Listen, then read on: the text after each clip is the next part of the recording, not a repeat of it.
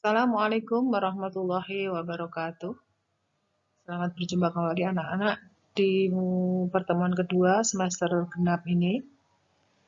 Kalau kemarin kita sudah mempelajari tentang bagaimana sejarah berdirinya dinasti Ayyubiyah, di pertemuan kedua ini kita akan mempelajari peradaban Islam pada masa dinasti Ayyubiyah. Tapi sebelumnya kalian juga silahkan ambil modulnya.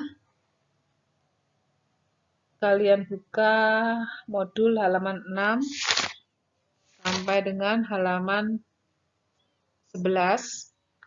Jadi kita akan pelajari ini.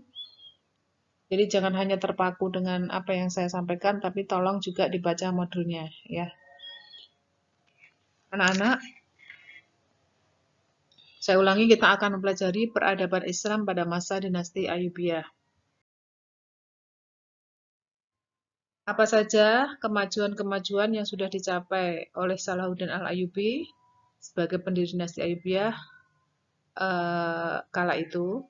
Yang pertama, kita akan melihat kemajuan peradaban di bidang pendidikan dan arsitektur. Penguasa Ayyubiyah yaitu Salahuddin Al-Ayyubi telah berhasil menjadikan Damaskus sebagai kota pendidikan. Di sana masih menyimpan bukti yang menunjukkan jejak arsitektur dan pendidikan yang dikembangkan para penguasa Daulah Ayyubiyah tersebut. Mereka tidak hanya merenovasi dinding-dinding pertahanan kota, menambahkan beberapa pintu gerbang dan menara, serta membangun gedung-gedung pemerintahan yang masih bisa digunakan hingga kini. Tapi juga mendirikan madrasah sebagai sekolah pertama. Jadi kemajuan yang kedua di bidang pendidikan itu adalah mendirikan madrasah sebagai sekolah pertama di Damaskus yang difokuskan untuk mengembangkan ilmu hadis. Kemudian apa saja usaha yang dilakukan oleh dinasti Ayyubiyah dalam mengembangkan pendidikan, diantaranya sebagai berikut, yaitu 1. Membentuk Departemen Khusus Pendidikan dan Penerjemah. Jadi sebelum dinasti Ayyubiyah berdiri, dulu yang menguasai adalah dinasti Fatimiyah. Khalifah Al-Hakim, salah satu khalifah dinasti Fatimiyah, pernah membentuk lembaga Darul Hikam. Kemudian pada masa dinasti Ayyubiyah, Darul Hikam ini diubah fungsinya menjadi lembaga Departemen Pendidikan dan Penerjemahan. Departemen tersebut mampu dan berhasil menerjemahkan bahasa asing ke bahasa Arab. Yang kedua, mengubah fungsi Al-Azhar. Al-Azhar ini juga dulu didirikan pada masa dinasti Fatimiyah. Yang mendirikan adalah Panglima Jauhar Asyikili atas perintah Khalifah Mu'izz Lidinillah. Yang dulu fungsi Al-Azhar ini digunakan untuk menyebarkan faham Syiah, karena memang dinasti Fatimiyah itu berpaham Syiah.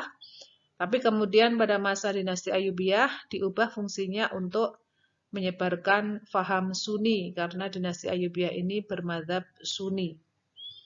Selain digunakan untuk mengembangkan ajaran faham Sunni, Al-Azhar ini juga digunakan untuk mempelajari ilmu fisika, ilmu kimia, ilmu biologi, dan ilmu hitung. Kemudian yang dilakukan dinasti Abbasiyah dalam usahanya mengembangkan pendidikan, yang ketiga adalah membangun lembaga-lembaga pendidikan di setiap kota. Seperti yang pertama, Madrasah An-Nasiriyah.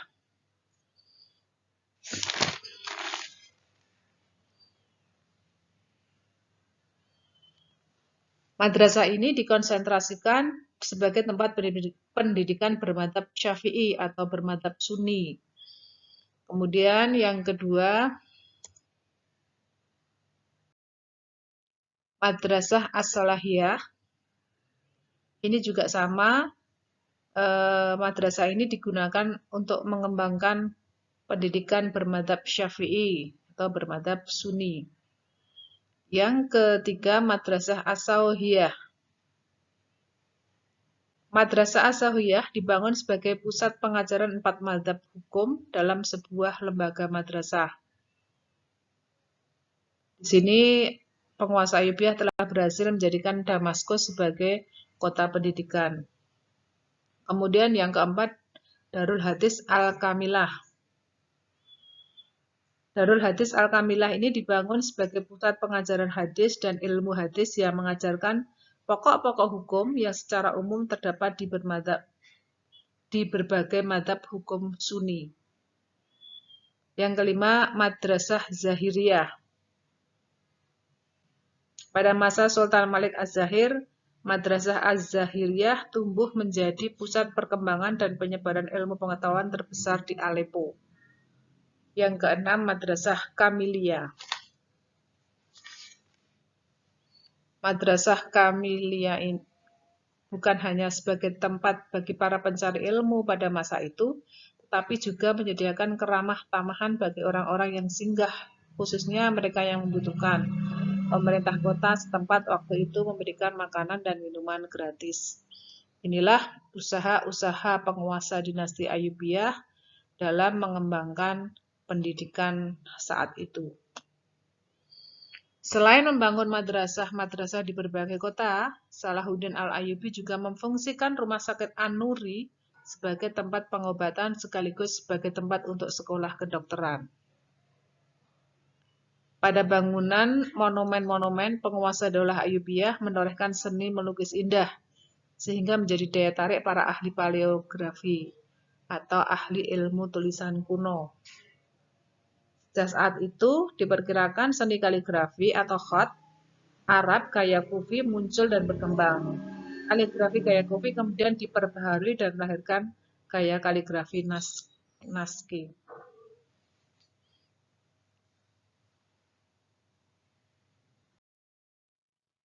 Yang kedua, kemajuan peradaban Islam di bidang pertahanan. Untuk mempertahankan kota Kairo dari serangan pasukan Salib, Khalifah Salahuddin Al-Ayyubi membangun sebuah benteng. Benteng ini didirikan di atas Bukit Muqattam, berdekatan dengan Medan Syaidah Aisyah, yang melindungi dua kota sekaligus, yaitu Kairo dan Fustat. Benteng ini bernama Benteng Qol Al-Jabal. Atau benteng ini juga dikenal dengan nama Benteng Salahuddin Al-Ayyubi. Benteng ini memiliki beberapa pintu utama, di antaranya pintu Fath, pintu Nasr, pintu Khalq, dan pintu Luq. Di benteng terdapat pula saluran air dari Sungai Nil yang pernah menjadi tempat minum para tentara. Di bagian utara terdapat Masjid Muhammad Ali Pasha. Demikian mungkin anak-anak yang bisa saya sampaikan pada pertemuan kali ini. Kita baru membicarakan dua kemajuan yang dicapai oleh dinasti Ayyubiyah kala itu. Yang pertama, kemajuan di bidang pendidikan dan arsitektur. Yang kedua, kemajuan peradaban Islam di bidang pertahanan. Saya kira hanya ini, anak-anak. Sebelum saya akhiri, saya memberi tugas pada kalian untuk melanjutkan mengerjakan uji kompetensi halaman 16. Kalau kemarin sudah nomor 1 sampai nomor 10, sekarang kalian lanjutkan nomor 11 sampai nomor 20. Ini untuk sementara tidak usah dikumpulkan dulu, tapi nanti kalau sudah selesai, ketika ada pembelajaran luring, saya ingin anak-anak mengumpulkan tugas ini. Jadi sedikit-sedikit kalian kerjakan, nanti kalau sudah selesai semuanya bisa dikumpulkan dan bisa saya nilai. Begitu ya anak-anak. Saya kira saya akhiri dulu. Assalamualaikum warahmatullahi wabarakatuh.